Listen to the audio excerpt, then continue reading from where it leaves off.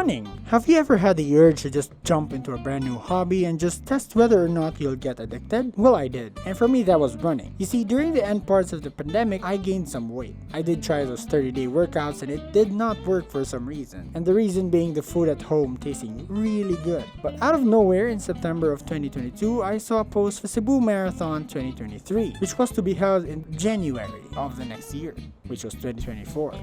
No, it was actually 2023. Yeah.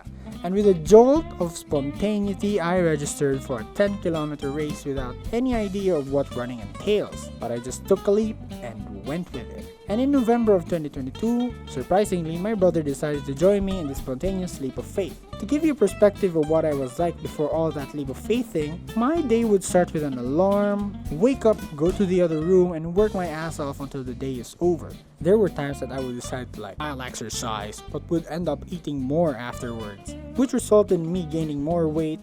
So, you see, I'm not that big. I am not in any shape or form healthy though. I have always had this big ass belly or dad bod or skinny fat type shit. Anyway, after paying that registration money, I had no other choice but to stick to what I paid and make the most out of it. Since I didn't want to waste my money by not going through with a leap of faith, and so days, months, and years passed, and finally the time came for me and my brother to run the dreaded first race. We had no idea how hard it was to run that distance at that time, and I do not mean physically, I mean mentally. You see, I was able to do a steady 10-kilometer previously before the actual event, but seeing more than just my brother run with me, that was a different view and it threw me off. Seeing older people at around age 60 and up running faster than me and showed me how slow I was, it mentally broke me during the race. But after, my mentality went back after eating tons of food to recover after the first race. And my time wasn't bad either. I ended up with 1 hour, 7 minutes time in my first 10-kilometer event. Now thinking about it, it wasn't really all that bad.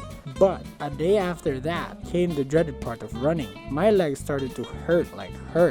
You see, everything up to that point was alright, but the fatigue and pain afterwards? Oh, it fucking sucked. I randomly cramped up while sleeping when we got home, and all I could say during that time was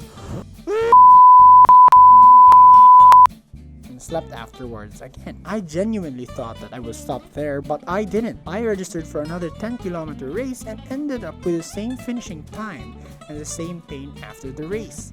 But I did not stop there. Honestly, thinking back, I started getting addicted to running because the next race I registered for, my first 21-kilometer race, a half marathon. In my mind, I really thought the pain of 10 kilometers was starting to become bearable, so I ended up registering for something even more.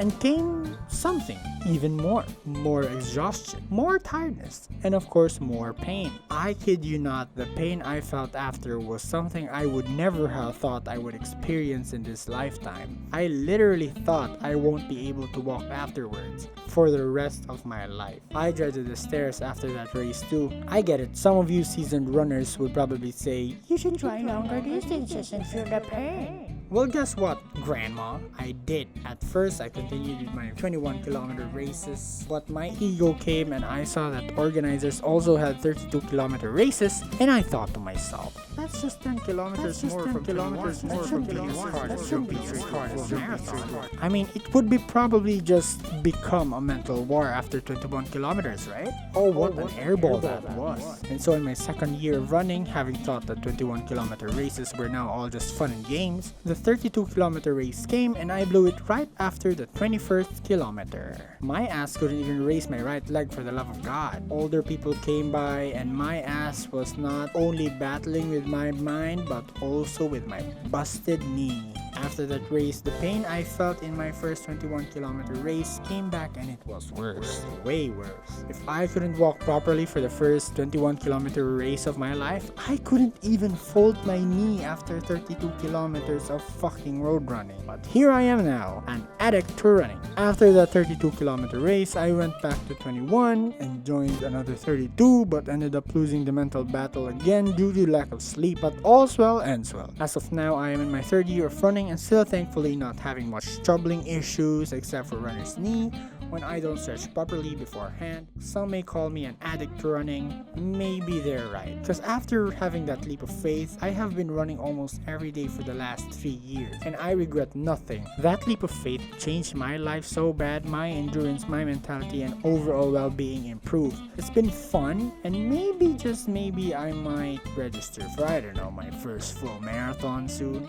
And here comes the learning part of this video. In life, we all need to take a leap of faith, regardless of whether or not we are sure of the ending. But one thing's for sure, you will never know what happens unless you leap with fear riding on your back, and maybe, just maybe, it can change your life too. So don't forget to like and subscribe, and maybe take the leap and comment one of your taking the leaps moment as well. So see you in the next one.